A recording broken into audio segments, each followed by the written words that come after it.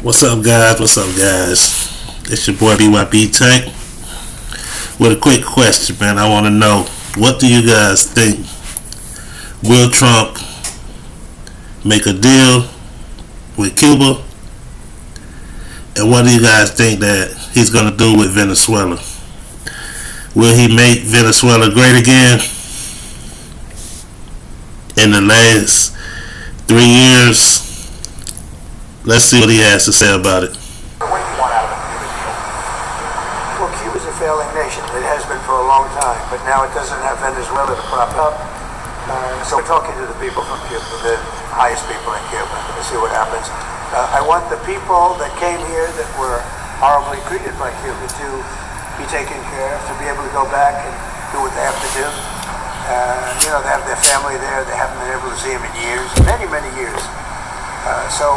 I think we're going to make a deal with Cuba.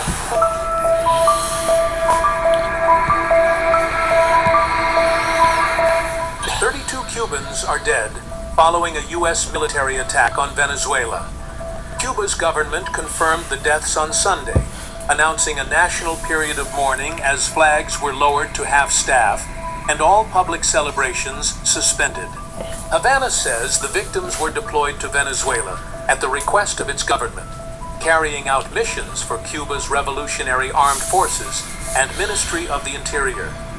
According to Cuban President Miguel Diaz-Canel, the officers were killed while resisting the U.S. assault, some in direct combat, others during heavy bombings.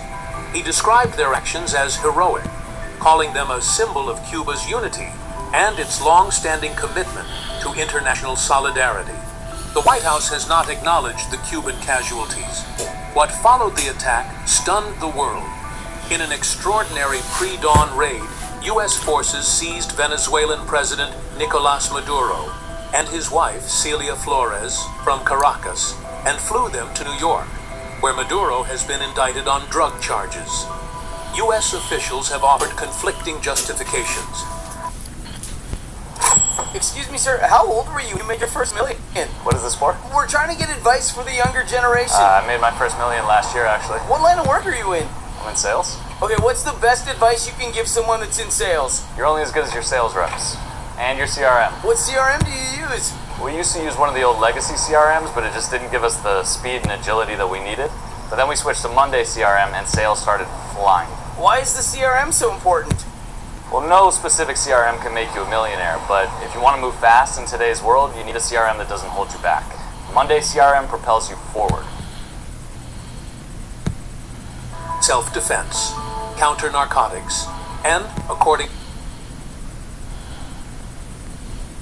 to President Donald Trump himself, Venezuela's vast oil reserves. Are you willing to have fair elections in the short term in Venezuela? Well, it depends.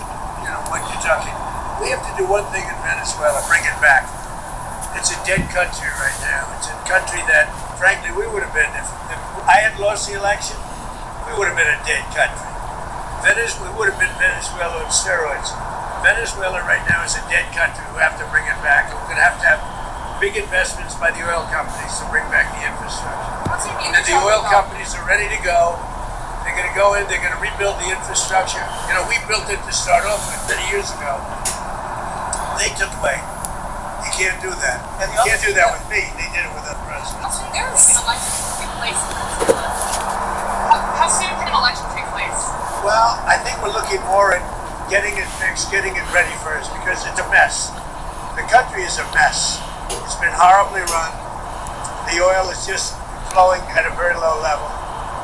Much lower than, even if it was badly run, it should have more income, more oil than what they do. So we're going to have the big oil companies go in, and they're going to fix the infrastructure, and they're going to invest money. We're not going to invest anything. We're going to just take care of the country. We're going to cherish the country. We're going to take care, more importantly, of the people, including Venezuelans that are living in our country that were forced to leave their country. Yeah, they're going to be taken very good care of. In New York, Maduro was paraded through the streets in an open vehicle, a moment critics described as unprecedented and humiliating. Trump later claimed the United States is now running Venezuela, a statement directly contradicted by acting Venezuelan leader Delcy Rodriguez. Secretary of State Marco Rubio has openly identified Cuba as a future target, delivering some of his harshest rhetoric yet against Havana's leadership, a country deeply tied to his own family history. Cuba's an interesting case. Cuba is, not doing very well right now. That system has not been a very good one for Cuba. The people there have suffered for many, many years. And I think Cuba is going to be something we'll end up talking about, because Cuba is a failing nation right now, very badly failing nation. And we want to help the people. It's very similar in the sense that we want to help the people in Cuba, but we want to also help the people that were forced out of Cuba and living in this country. Do you want to say something about that, Marco, please?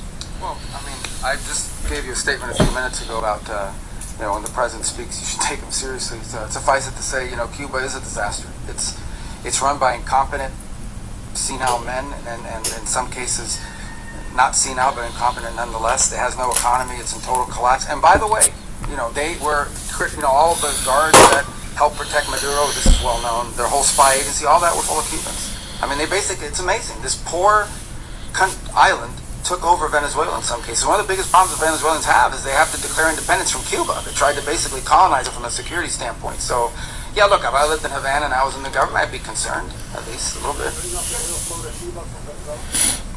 Well, the president already announced a week ago that anything that's sanctioned oil, it's not going to be allowed to get there. So that's an pre-existing. The answer is yes. Yes. Opposition leader Machado, and have you been in contact with her? No, we haven't. Mr. President,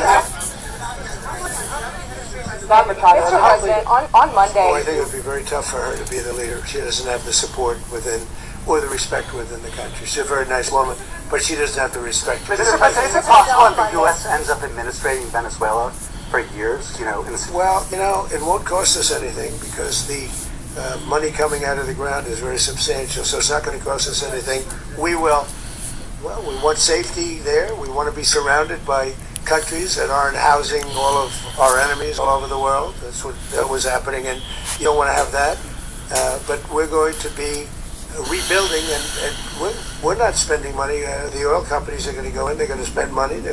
We're going to take back the oil that, frankly, we should have taken back a long time ago. A lot of money is coming out of the ground. We're going to get reimbursed for all of that. We're going to get reimbursed for everything that we spend. So it's going to be a very important. This is a very big evening that took place last night. We have to be surrounded by safe, secure, and we also have to have energy. Very important. We have to have energy that's real energy, not where they're getting 4% and 5% of the energy out of the ground. You take a look, it was such a disaster. So what's going to happen with Venezuela, I think, over the next period of a year is going to be a great thing. And the people of Venezuela will be the biggest beneficiaries. U.S. military. What did you last speak to Maduro about when you spoke? And is the Well, I don't want to get into the conversations, but I did have conversations with him, and I said, you got to surrender. And I actually thought he was pretty close to doing so, but now he wished he did, yeah. You said that Maduro is responsible for drug trafficking. You recently pardoned the former president of Honduras, who was convicted of many drug trafficking. Can you explain how these two situations are different? And would you ever pardon Maduro? I endorsed, as you know, the winning president, the man who won in Honduras. I endorsed the man who won in Chile. I endorsed the man who won in Argentina. And we are doing very well with that whole group. What the man that I pardoned was, if you could equate it to us, he was treated like the Biden administration treated a man named Trump. That didn't work out too well for them. This was a man who was persecuted very unfairly. He was the head of the country. He was persecuted very unfairly. And there are a number of them. And we felt that it was a very unfair situation that happened to him. He's also a party member of the man who won. So obviously the people liked what I did. And one of the reasons that was done is because of the fact that the party in power felt very strongly that that man was treated very badly. I studied it very quickly, and then I studied it in great detail. I went to a lot of the people standing behind me, and they felt that that man was persecuted and treated very badly. That's why I gave him a pardon.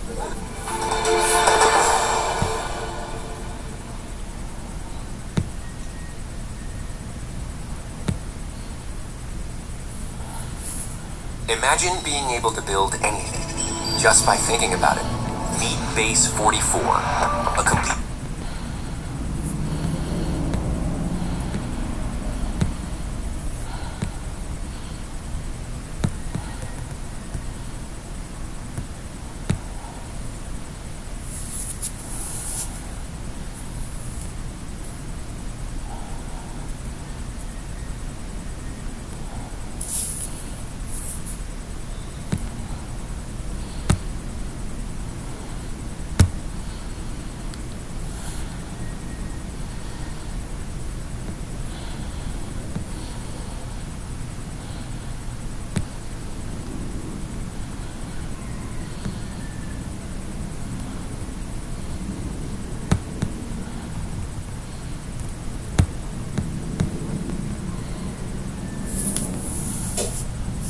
Now, from the House Foreign Relations Committee, Florida Congresswoman Maria Salazar. Great to see you, Congresswoman. Thanks so much for being here. My pleasure to be with you in person. And such an important story is the Cuban regime entering its final chapter. Thank God for that. And I agree with what the president is saying and what Marco, who happens to be my constituent, you know, we're Cuban Americans from Miami.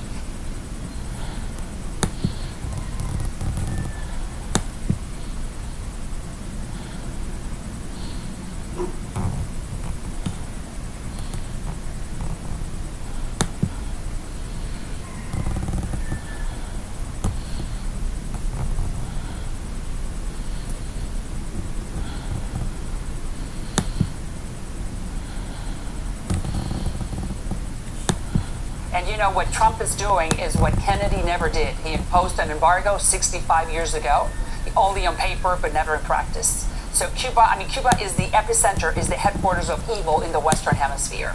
So we're going to be much better. The American people are going to be much better, and the Cubans in Miami. So what do you want to see done here? Tell me about the backdrop. Explain to our audience what this regime is all about and what you want to see done. Well, this is the Cuba. Fidel Castro wrote